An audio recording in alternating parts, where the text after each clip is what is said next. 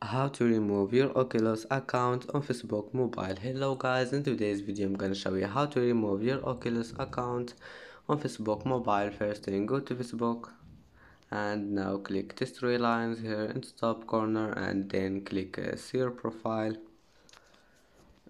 and then you will find this one, edit profile. Click on it and go down and you will find links. Click edit and then you will find Oculus here, your Oculus account, and you will see